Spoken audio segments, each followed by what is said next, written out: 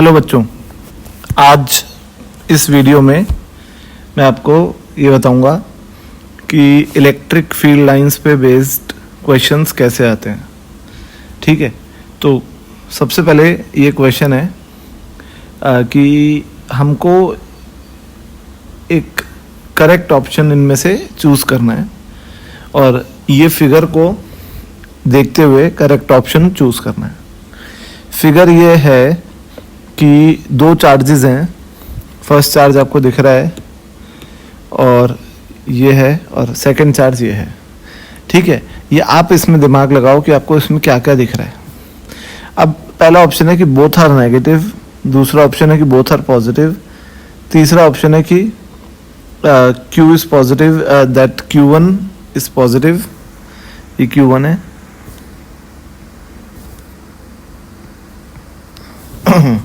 इसको Q1 लिखते हैं अपन।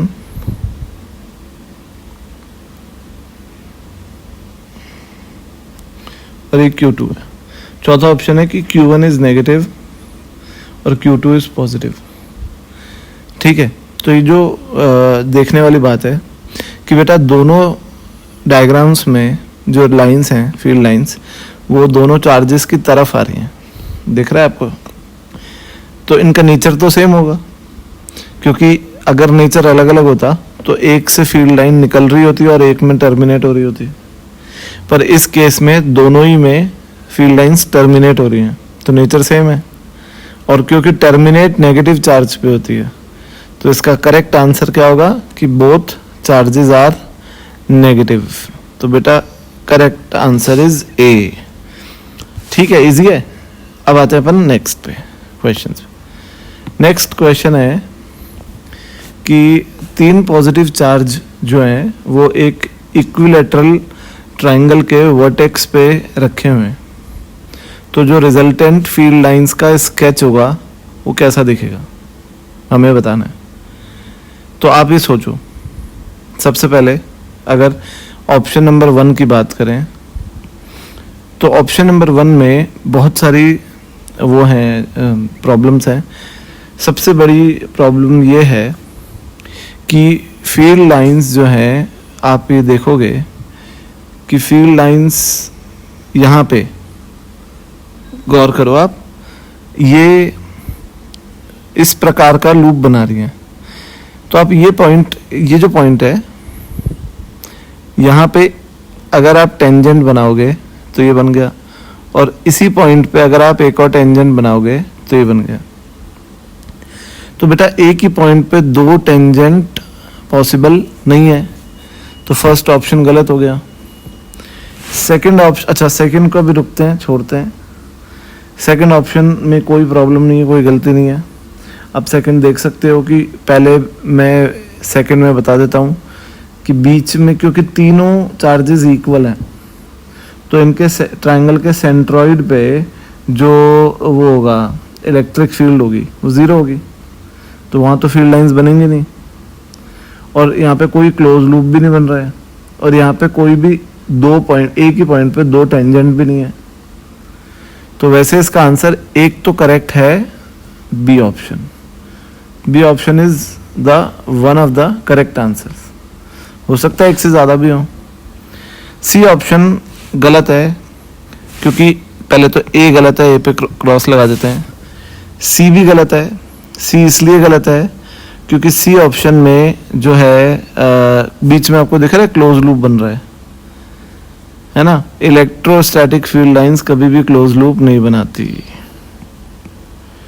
और डी ऑप्शन भी गलत है, वही कि क्लोज लूप बन रहा है। तो correct answer is option number B. अब आते हैं अगले क्वेश्चन पे। ये क्वेश्चन है कि which of the following is the correct representation of the line of forces associated with a metal sphere. एक मेटल स्फीयर है ये, है ना, कंडक्टिंग स्फीयर है, और ये फील्ड लाइंस है, आपको दिख रहा होगा। तो इनमें से कौन सी लाइन करेक्ट रिप्रेजेंटेशन है? पहला ए तो गलत है, क्योंकि आप ये देख लो कि ये एंगल 90 नहीं है, और आपको पता है कि मेटल के सरफेस पे फील्ड लाइन जो होती है वो परपेंडिकुलर होती है। तो ए गलत हो गया, है ना। बी में भी दो प्रॉब्लम है कि ये परपेंडिकुलर नहीं है, आपको दिख रहा होगा, ये एंगल 90 नहीं है, और ये मेटल के सरफेस से जा रही है, तो ये तो गलत है, सरफेस से मतलब फील्ड लाइन तो जाती नहीं है। सी करेक्ट है। सी इसलिए करेक्ट है क्योंकि फील्ड लाइन एक तो मेटल के सरफेस के परपेंडिकुलर है, आपको दिख रहा है, और मेटल के अंदर इलेक्ट्रिक फील्ड भी तो जीरो होती है, तो फील्ड लाइन्स अंदर ड्रॉ नहीं करते हैं।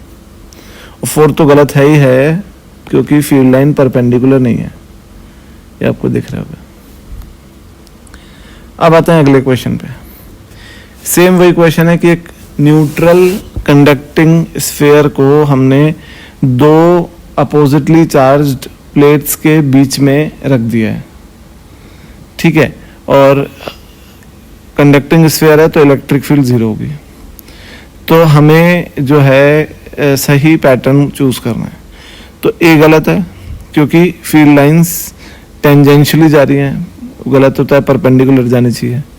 बी गलत है क्योंकि बी में जो बीच वाली फील्ड लाइन है वो अंदर से जा रही है, अंदर से फील्ड लाइंस नहीं जाती हैं।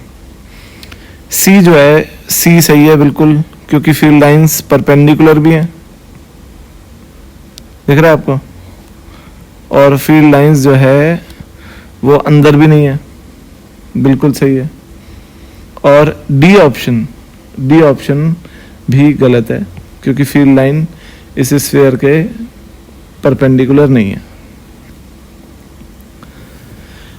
अब आते हैं अपन इस क्वेश्चन पे। इस क्वेश्चन में फिर से एक सिलेंडर है, न्यूट्रल सिलेंडर है, जिसका क्रॉस सेक्शन व्यू दिखा रहे हैं आपको, है ना।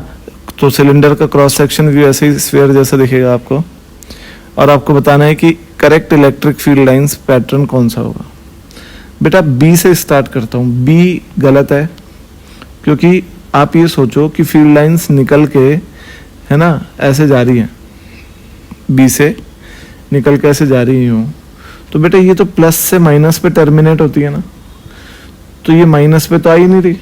अगर माइनस इसके आसपास ही है तो ये पहले उस पे आने का प्रेफर करेंगे, तो यही फील्ड लाइन जो निकल रही है ये घूम के माइनस पे आनी चाहिए, जो ए में हो रहा है ना। और सी ऑप्शन की बात करें तो ऑप्शन नंबर सी में भी वही चीज है बेटा कि फील्ड लाइन ये इन्फिनिटी की ओर जा रही है, प्लस से निकल के माइनस पे टर्मिनेट होनी चाहिए, तो सी भी गलत हो गया।